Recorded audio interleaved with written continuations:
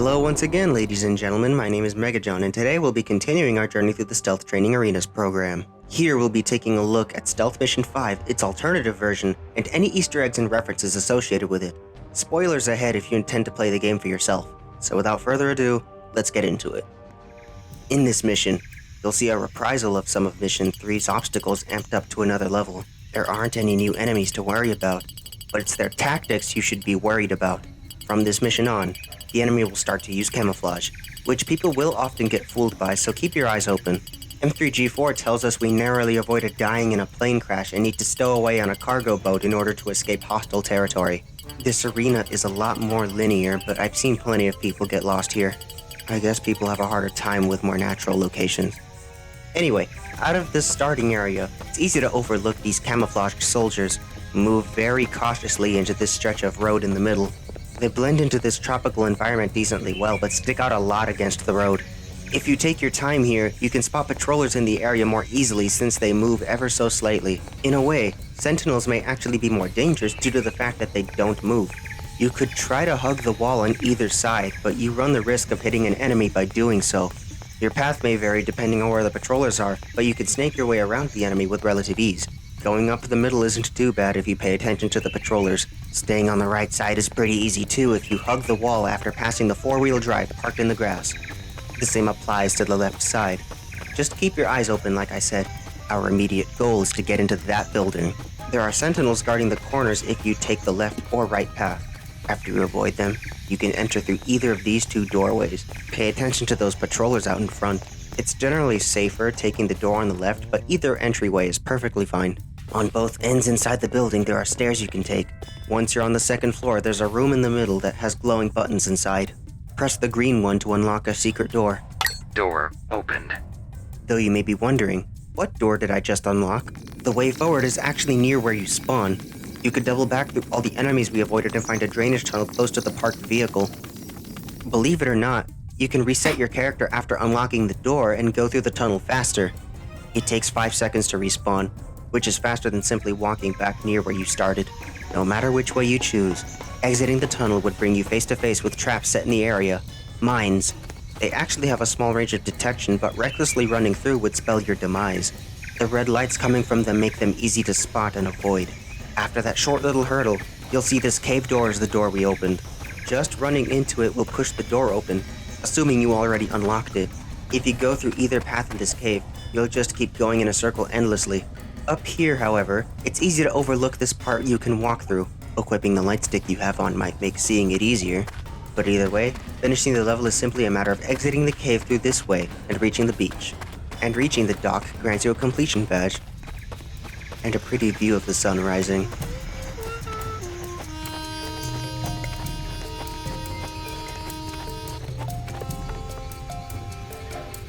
Contrary to the way things were in its original stealth counterpart, this alternative mission is bathed in the pale light of the crescent moon.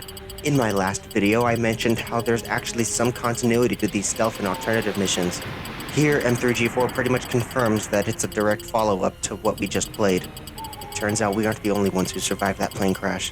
Our pilot sent out a distress signal, but with the enemy hot on her trail, we need to locate her as soon as possible. Unlike Stealth Mission 5, we don't know where our end goal is right away. We don't know where she is. Straight away, you'll see that entering the cave that way isn't an option. Fortunately for us, the gate's open. There's a sniper up on a ledge to the left, but keep to the right side of the road to be on the safe side. Wait for the scout to look away and to move up. There's a pair of scouts circling the parking lot. Time your movement so you can enter the building safely. She isn't in the building, but you can find some important clues on where she might be, and it's actually necessary for progression's sake. Going to this part of the building on the first floor and reading this report will reveal the place she's probably holed up in. The enemy isn't sure themselves, but they sealed off the cave just to be on the safe side. Pause if you want to read the whole note for yourself. It fills in the gaps for what happened between Stealth and Alt Mission 5. While we're in this area, you can go up the stairs, and these stairs only since a guard is blocking the other staircase this time around. Unlock the cave door and make your way there. Door opened. Once you exit the building, pay attention to the scouts' movement. It's simple, but they'll kill you if you aren't paying attention. This roadway is a lot less populated than before. There's a patroller on the right, and beyond him is a scout that crosses the road over and over. There's now 2 ways to get to the cave thanks to our pilot's actions as indicated by the note you saw earlier. First things first, the old way through the tunnel still works. That sniper on the other side might get you if you enter at a bad angle. Once you exit the tunnel, wait for the patroller to pass and make sure the coast is clear before pushing the cave door open. The second way to get there is arguably easier but perhaps takes longer to go through. Make your way to the crashed truck. You can see the sniper beside a dead guard, which the note revealed was run over by our pilot. This accident actually enables us to cross over this fence, something we couldn't do before. We can arrive at the far end of this area, and our concern is the lone scout more so than the patroller. Now that we're in the cave, go through the cave the same way as you would up to the point where you turn right to exit. Turn left instead, and you'll see a pile of rubble that collapsed from the upper part of this cavern. Jump up and keep going down until you reach this corner. Going down to the right is just a loop, like the previous portion of the cave. Turning left instead and dropping straight down in this big open part leads us right to our pilot companion. Once you reach her, our mission here is successful. Let's start this Easter egg part of the video with the event that prompted this mission, the plane crash. When you start Stealth Mission 5, you can see the black and red parachute stuck in the trees above where you spawn.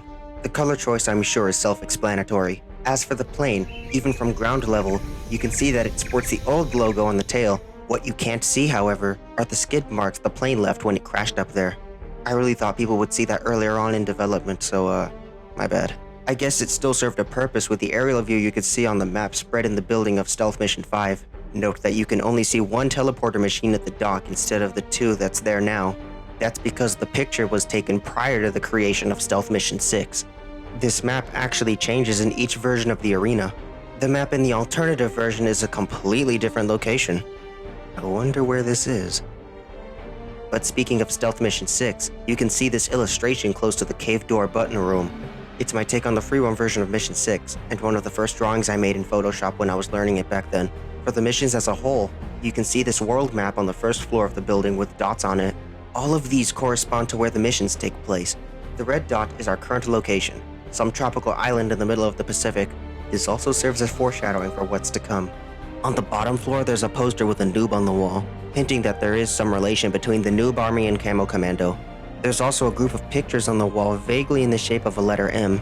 In said pictures, you can see an old photo of Alkali waving that I took while Mission 4 was in development. A picture of me and my friend Cyblox in his game after being flung and somehow landing upside down. Gladiator makes a cameo appearance if you remember him from a few missions ago. A stylized screenshot of me overlooking the ocean in Stealth Mission 5 meant to pay homage to a scene from Metal Gear Solid 5, The Phantom Pain. And finally, a drawing I made of some people I spent a lot of time with at the time of making this mission. Yeah, my iconography doesn't stop there, however. There's this poster by the stairs of some guy standing in front of the letter M. I don't know, he looks kind of familiar. One of these wooden containers carries bananas arranged in the shape of the letter M. And beside it, a banana peel you can slip on if you walk over it. Exclusive to Stealth Mission 5 is the shipment schedule, which gives you a general idea for what time it is. On the inside of the second staircase is a poster stating that purple is evil. That's not an opinion, just a matter of fact. Moving on to the second floor, there's a group of lockers the enemy uses to store things, as one does with lockers.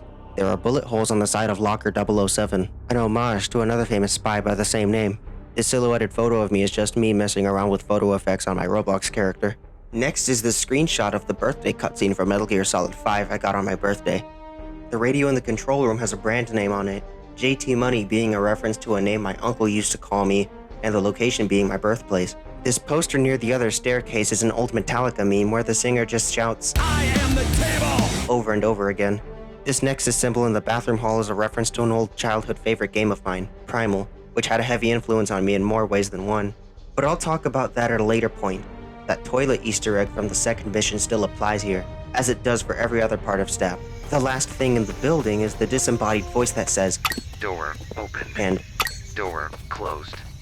the vocal part of the sound effect was made using an AI that mimics the voice of David Hayter of Metal Gear Solid fame. Yes, that David Hayter. Diarrhea. In every version of the mission, there's a skeleton in the cave with a red scarf. This is meant to be a nod to Papyrus from Undertale. The game became a huge hit at the time of making this level. This part of the cave is different in Alt Mission 5. The pilot, Lucy, dug her way through the roof here and opened up a new part of the cave unique to that mission. Perhaps you thought to yourself that the darkness of the cave is easier to deal with in its alternative version. I'd tell you that your eyes already adjusted well to the darkness due to it being nighttime, but it's more of a limitation of Roblox's lighting engine. I had to lighten things up a bit, or the outside part of the mission would be unbearably dark. In every version of the mission, you can actually swim in the shallow water at the beach, assuming players play the main missions in order first. This would be their first encounter with swimming in the game. But as for the free roam missions, starting with this one onward, you can drive the vehicles around the map and even honk the horn as you would in real life. With all that being said, that pretty much covers all things Mission 5. Thank you for tuning in. Be sure to leave a like and subscribe if you enjoy the content that I make. And if you want to play the game for yourself, you can do so with the link in the description down below. I'll see you all next time. All hail the M.